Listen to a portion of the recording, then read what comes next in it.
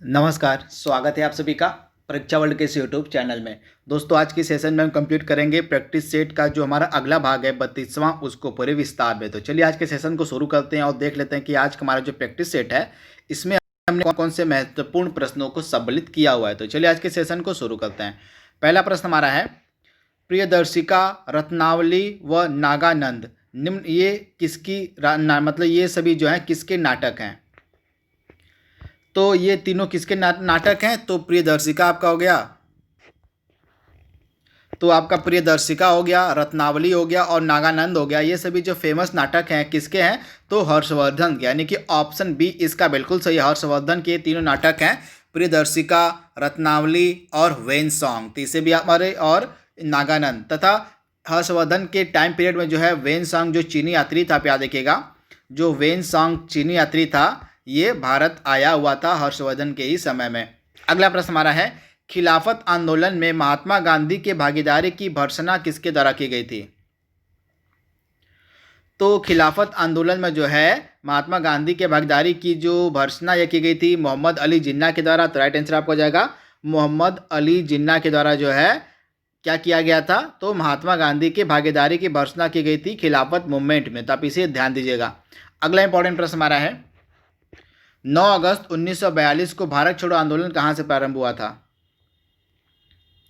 तो 9 अगस्त 1942 को जो है भारत छोड़ो आंदोलन की जो शुरुआत या मुंबई के ग्वालिया टैंक से, कहाँ से? मुंबई के ग्वालिया टैंक नामक जगह से जो है भारत छोड़ो आंदोलन की शुरुआत की गई थी। किसके द्वारा? तो महात्मा गांधी के द्वारा। तथा महात्मा गांधी ने इसी आंदोलन में जो है करो या मरो का नारा दिया था। अगला प्रश्न हमारा है, जलियांवाला बाग हत्याकांड के विरोध में सर या नाइटहुड की जो उपाधि है किसके द्वारा लौटा दी गई थी? तो जलियांवाला हत्याकांड के विरोध में जो है रविंद्रनाथ टैगोर ने जो है अपनी सर और नाइटहुड की उपाधि को वापस कर दिया था। तो राइट आंसर आपका हो जाएगा, रविंद्रनाथ टैगोर ने जो है जलियांवाला हत्याकांड के विरोध में जो है नाइटहुड की उपाधि को वापस कर दिया था। तो ऑप्शन इसका डी बिल्कुल सही है। जलियांवाला हत्याकांड कब हुआ था? 13 अप्रैल 1919। कब हुआ था? तो 13 अप्रैल 1919 को जो है जलियांवाला बाग हत्याकांड हुआ था। तो आप इसे ध्यान दीजिएगा। अगला प्रश्न हमारा है, महात्मा गांधी को पूना के आगा खां महल में कब नजरबंद किया गया था? तो भारत छोड़ो आंदोलन के दौरान जो है महात्मा गांधी को पूना के आगा खां महल में नजरबंद किया गया था। तो राइट आंसर आपको जाएगा भारत छोड़ो आंदोलन के दौरान। वहीं सविनय अवज्ञा आंदोलन के दौरान जो है महात्मा गांधी को यरवदा जेल में रखा गया था। किस जेल में? तो सविनय अवज्ञा आंदोलन के दौरान जो है महात्मा गांधी को यरवदा जेल में रखा गया था। तथा राष्ट्रपिता महात्मा गांधी ने जो है यरवदा जेल को मंदिर कहा था। क्या कहा था? तो यरवदा जेल को मंदिर कहा गया था महात्मा गांधी के द्वारा। अगला प्रश्न हमारा है, जलियांवाला बाग हत्याकांड के लिए जिम्मेदार O Dyer, general O Dyer को लंदन में किसने गोली मारी थी?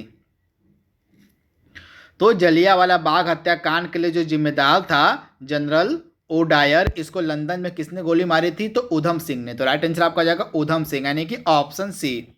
अगला प्रश्न हमारा है, स्वराज मेरा जन्मसिद्ध अधिकार है, मैं इसे लेकर रहूंगा, यह प्रसिद्ध कथन किसका है? तो यह जो फेमस कथन है स्वराज मेरा जन्मसिद्ध अधिकार है और मैं इसे लेकर रहूंगा, यह फेमस जो कथन था यह कहा गया था लाला लाजपत राय के द्वारा। तो राइट आंसर आपको जाएगा लाला लाजपत राय, यानी कि ऑप्शन जो इसका बी है बिल्कुल सही है। तथा ये जो लाला लाजपत राय थे इनकी मृत्यु कब हुई थी?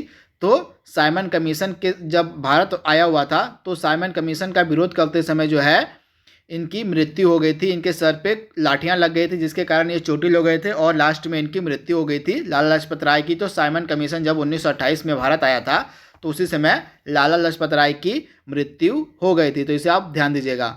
अगला इंपॉर्टेंट प्रश्न हमारा है, रक्त और लौ की जो नीति है वह किसके द्वारा अपनाई गई थी? तो रक्त और लौ की जो नीति है यह किसके द्वारा अपनाई गई थी?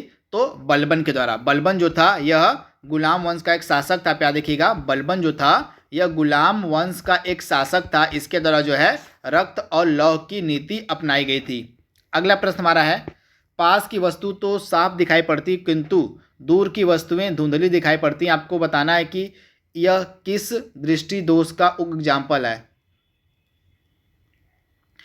तो इसका राइट आंसर हो जाएगा निकट दृष्टि दोष। निकट दृष्टि दोष में क्या होता है कि पास की वस्तुएं तो आपको साफ दिखाई पड़ती हैं, परंतु दूर की जो वस्तुएं होती हैं आपको धुंधली दिखाई पड़ती हैं। तो ऑप्शन ए इसका बिल्कुल सही है, निकट दृष्टि दोष। अगला प्रश्न हमारा है, एक गिलास पानी पीने में कितनी कैलोरी मिलती है? तो एक गिलास पानी पीने से कितनी कैलोरी मिलती है? तो 0 कैलोरी, यानी कि ऑप्शन डी इसका बिल्कुल सही है, 0 कैलोरी। अगला प्रश्न हमारा है, विश्व का चीनी का कटोरा किसे कहा जाता है? तो नॉर्थ अमेरिका यानी कि उत्तर अमेरिका का एक देश है क्यूबा, जिसको जो है चीनी का कटोरा कहा जाता है। तो आप इसे याद रखिएगा, क्यूबा जो है उत्तर अमेरिका का देश है जिसको चीनी का कटोरा कहा जाता है। तो ऑप्शन ए इसका बिल्कुल सही है। अगला प्रश्न हमारा है, विश्व की सर्वाधिक खारे पानी की झील कौन सी है? तो विश्व की जो सर्वाधिक खारे पानी की झील है वो है वॉन झील। वॉन झील आपको मिलेगी टर्की में। तो यह जो है विश्व की सर्वाधिक खारे पानी की झील है। अगला प्रश्न हमारा है, जम्मू कश्मीर स्थित दुलहस्ती हाइड्रो पावर स्टेशन किस नदी पर बनाया गया है? तो जम्मू कश्मीर का जो दुलहस्ती हाइड्रो पावर स्टेशन है चिनाब नदी पर बनाया गया। तो राइट आंसर आपको हो जाएगा चिनाब। अगला प्रश्न हमारा है, केंद्रीय तंबाकू अनुसंधान संस्थान कहाँ स्थित है? तो केंद्रीय तंबाकू अनुसंधान संस्थान आपको मिलेगा राजमुंद्री में। तो राइट आंसर आपको हो जाएगा राजमुंद्री। अगला प्रश्न हमारा है, केवलादेव घाना मतलब पक्षी अभ्यारण्य आपको कहाँ मिलेगा? तो केवलादेव घाना पक्षी जो अभ्यारण्य है यह आपको मिलेगा राजस्थान में। तो राइट आंसर आपको हो जाएगा राजस्थान। यह जो बर्ड सेंचुरी है केवलादेव घाना यह आपको मिलेगी राजस्थान में। अगला प्रश्न हमारा है, मानव का जो औसत रक्तचाप, जो मानव का जो एवरेज ब्लड प्रेशर होता है 120/80 Hg होता है। तो आपको बताना है कि इसमें Hg का मतलब क्या होता है, Hg क्या प्रदर्शित करता है? तो Hg पारा होता है, यानी कि मरकरी होता है। तो राइट आंसर आपको हो जाएगा मरकरी या पारा। अगला प्रश्न हमारा है, मेक्सिको और संयुक्त राष्ट्र अमेरिका के मध्य कौन सी नदी सीमा बनाती है?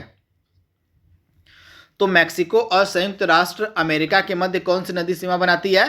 तो रियो ग्रांडे नदी, यानी कि ऑप्शन सी इसका बिल्कुल सही है। जो रियो ग्रांडे नदी है यह मेक्सिको और संयुक्त राष्ट्र अमेरिका के मध्य सीमा बनाती है। अगला प्रश्न हमारा है, टॉर्नेडो की जो तीव्रता होती है वह किसके द्वारा मापी जाती है? तो टॉर्नेडो की जो तीव्रता होती है यह मापी जाती है फुजीटा स्केल के द्वारा। तो राइट आंसर आपको हो जाएगा फुजीटा स्केल के द्वारा जो है टॉर्नेडो की तीव्रता को मापा जाता है। अगला प्रश्न हमारा है, अंटार्कटिका में भारत का पहला अनुसंधान केंद्र कौन सा है? तो अंटार्कटिका में भारत का पहला अनुसंधान केंद्र है मैत्री। मैत्री जो है यह भारत का पहला अनुसंधान केंद्र है अंटार्कटिका में। और सॉरी भारती यहाँ पे है, तो भारती जो है यह पहला अनुसंधान केंद्र है। कहाँ पे? तो आप ध्यान दीजिएगा, यह अंटार्कटिका में जो है भारत का पहला अनुसंधान केंद्र है भारती, और मैत्री दूसरा है, और दक्षिण गंगोत्री तीसरा अनुसंधान केंद्र है यहाँ पे। तो इसे आप ध्यान दीजिएगा। अगला प्रश्न हमारा है, भारत का पहला नेशनल पार्क कौन सा है? तो जिम कॉर्बेट नेशनल पार्क जो है भारत का पहला नेशनल पार्क है, ये आपको मिलेगा उत्तराखंड में। तो आप इसे ध्यान दीजिएगा। अगला प्रश्न हमारा है, लिन डैन का संबंध किस खेल से है? तो लिन डैन जो है ये चीन के प्रसिद्ध बैडमिंटन खिलाड़ी हैं। तो राइट आंसर आपको हो जाएगा लिन डैन का संबंध बैडमिंटन से है और ये चीन के रहने वाले हैं। अगला प्रश्न हमारा है, व्लादिमीर पुतिन जो रूस के वर्तमान में राष्ट्रपति हैं, आपको बताना है कि ये कब तक रूस के राष्ट्रपति बने रहेंगे? तो व्लादिमीर पुतिन वर्ष 2036 तक जो है रूस के राष्ट्रपति बने रहेंगे। तो ऑप्शन इसका जो सी है बिल्कुल सही है, वर्ष 2036 तक जो है व्लादिमीर पुतिन रूस के राष्ट्रपति बने रहेंगे। रूस की राजधानी मॉस्को है और रूस की करेंसी रूबल है। अगला प्रश्न हमारा है, वर्ल्ड इकोनॉमिक आउटलुक रिपोर्ट जो है किस संस्था के द्वारा प्रकाशित की जाती है? तो जो वर्ल्ड इकोनॉमिक आउटलुक रिपोर्ट है यह प्रकाशित करता है IMF यानी कि इंटरनेशनल मॉनेटरी फंड के द्वारा जो है इस रिपोर्ट को प्रकाशित किया जाता है प्रति वर्ष। अगला प्रश्न हमारा है, प्यार का पौधा नामक जो अभियान है यह किस राज्य सरकार के द्वारा शुरू किया गया था? तो प्यार का पौधा नामक जो कैंपेन है चलाया गया था बिहार गवर्नमेंट के द्वारा। राइट आंसर आपको हो जाएगा बिहार, यानी कि ऑप्शन इसका है बी बिल्कुल सही है, बिहार की गवर्नमेंट के द्वारा।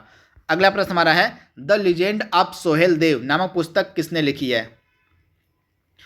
तो द लीजेंड ऑफ सोहेल देव पुस्तक को लिखा है अमीश त्रिपाठी ने, यानी कि ऑप्शन इसका सी बिल्कुल सही है, अमीश त्रिपाठी के द्वारा जो है द लीजेंड ऑफ सोहेल देव नामक पुस्तक लिखी गई है। वहीं शोभा डे के द्वारा कौन सी पुस्तक लिखी गई है? तो लॉकडाउन लाइसेंस क्या लिखा गया है? तो लॉकडाउन लाइसेंस नामक जो पुस्तक है यह लिखी गई है शोभा डे के द्वारा। और कमलेश सुतार ने महाराष्ट्र की राजनीति पर एक पुस्तक लिखी है जिसका नाम है 36 डेज। यह जो 36 डेज नामक पुस्तक है यह महाराष्ट्र की राजनीति पर आधारित है। कमलेश सुतार ने इसको लिखी है। और हमारे आरबीआई के जो पूर्व गवर्नर रह चुके हैं उर्जित पटेल, इनके द्वारा भी एक फेमस बुक लिखी गई है जिसका नाम है ओवरड्राफ्ट। क्या नाम है? ओवरड्राफ्ट। इस पुस्तक का पूरा नाम मैं आपको बता दूं, overdraft saving the Indian saver. इस पुस्तक को लिखा गया है उर्जित पटेल के द्वारा। अगला प्रश्न हमारा है, वर्ष 2022 का जो वर्ल्ड बुक फेयर है यह कहाँ पे आयोजित किया जाएगा? तो वर्ष 2022 का जो विश्व पुस्तक मेला है इसका आयोजन किया जाएगा नई दिल्ली में। तो ऑप्शन इसका बी बिल्कुल सही है, नई दिल्ली। अगला प्रश्न हमारा है, हाल ही में एशिया का सबसे बड़ा 750 मेगावाट का अल्ट्रा मेगा सोलर प्लांट कहाँ पे स्थापित किया गया है? तो मध्य प्रदेश के रीवा में। कहा? तो मध्य प्रदेश के रीवा में जो है एशिया का सबसे बड़ा 750 मेगावाट का अल्ट्रा मेगा सोलर प्लांट स्थापित किया गया है। रीवा आपको मिलेगा मध्य प्रदेश में। अगला प्रश्न हमारा है, हाल ही में Sardar Patel covid centre and hospital कहाँ खोला गया है?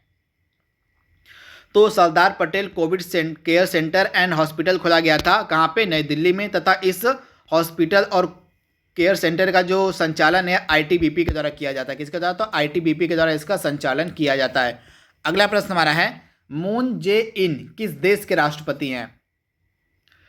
तो मून जे इन है दक्षिण कोरिया के राष्ट्रपति। दक्षिण कोरिया की राजधानी है सियोल। तो आप ध्यान दीजिएगा, दक्षिण कोरिया के राष्ट्रपति हैं मून जे इन और यहाँ की राजधानी है सियोल। आज का लास्ट प्रश्न हमारा है, गायत्री कुमार किस देश में भारत की राजदूत बनी है? तो ब्रिटेन में भारत की राजदूत हैं गायत्री कुमार। और फ्रांस में भारत के राजदूत कौन है? जावेद अशरफ। कौन है? तो फ्रांस में जावेद अशरफ जो है ये भारत के राष्ट्रपति हैं, और सॉरी भारत के क्या है? राजदूत हैं। अमेरिका में भारत के राजदूत कौन है? तरनजीत सिंह संधू। कौन है? तरनजीत सिंह संधू जो हैं ये अमेरिका में भारत के राजदूत हैं। और जापान में भारत के राजदूत कौन है? तो संजय कुमार वर्मा। तो इन चारों के बारे में आपको याद रखना है, ब्रिटेन, फ्रांस, अमेरिका और जापान में भारत के कौन कौन से राजदूत हैं। तो दोस्तों आज का हमारा जो प्रैक्टिस सेट था उसको हमने कंप्लीट कर लिया है। जल्दी मिलेंगे हम इसके अगले भाग में, तब तक के लिए thank you, thanks for watching, thank you.